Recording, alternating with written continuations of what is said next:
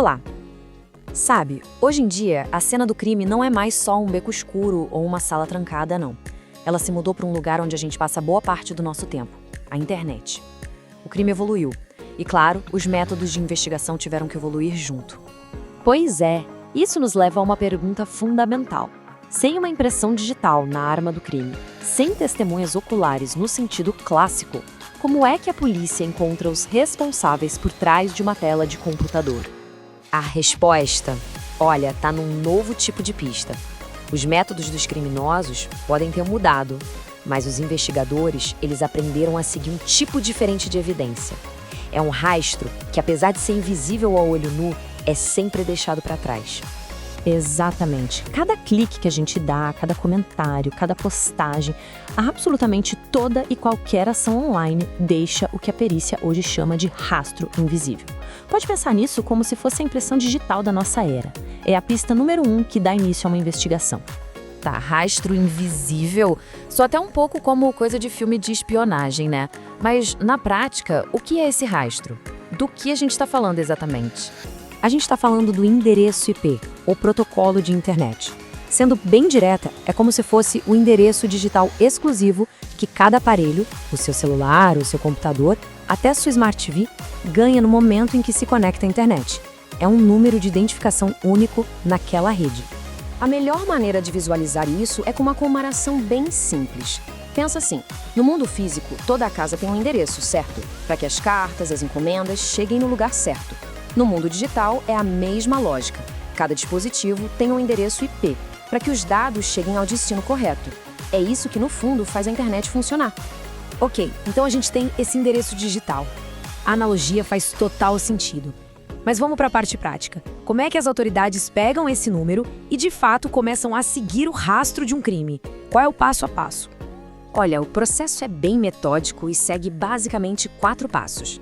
Primeiro, claro, o crime acontece online. Pode ser uma calúnia, uma ameaça, o que for.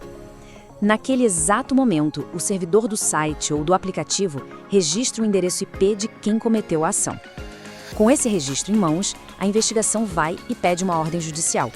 E por fim, com essa autorização, o provedor de internet, ou seja, a empresa que te fornece a conexão, é obrigada por lei a informar quem era o titular da conta daquele IP naquele dia e hora específicos. Então, o ponto crucial aqui é que não é uma busca aleatória, uma terra de ninguém. Existe um processo legal super rigoroso que precisa do aval da justiça. Isso nos leva a entender como o sistema judiciário realmente enxerga essa peça do quebra-cabeça. Exatamente, e essa citação do juiz Dr. Alexandre Moraes da Rosa, que é uma grande referência no assunto aqui no Brasil, ilustra isso perfeitamente. Ele diz que o IP é a base da computação forense, ou seja, não é só um número, é o ponto de partida, que permite ao investigador refazer todo o caminho dos dados, mapear a rota da informação desde a sua origem até o seu destino. E aqui está o elo final. É o que conecta tudo. O endereço IP liga aquela ação criminosa a um dispositivo específico, um computador, um celular. E esse dispositivo, por sua vez, está ligado a uma pessoa, através do contrato que ela tem com o provedor de internet. Pronto, a conexão foi feita. O tal rastro invisível se torna uma prova bem concreta. Entendido. É um processo fascinante, né? Uma mistura de tecnologia e direito. Mas, para quem está acompanhando a gente, qual é a lição mais importante que dá para tirar de toda essa análise? Eu acho que a gente pode resumir em 3 pontos essenciais. Primeiro, aquela sensação de anonimato total que a gente às vezes tem na internet é, em grande parte, uma ilusão. A realidade técnica é que toda ação deixa, sim, um rastro. Segundo, o endereço IP é a peça-chave, é a prova inicial que dá o start em quase toda investigação digital. E, talvez o mais importante de tudo, esse processo é controlado pela lei. A necessidade de uma ordem judicial existe para garantir um equilíbrio, protegendo os direitos e a privacidade de todo mundo. E isso nos deixa com uma reflexão final, que vai muito além da tecnologia. Se cada passo nosso online pode ser rastreado para garantir a segurança e a aplicação da lei, como a gente equilibra isso com o nosso direito à privacidade? Essa é a grande questão do nosso tempo, né?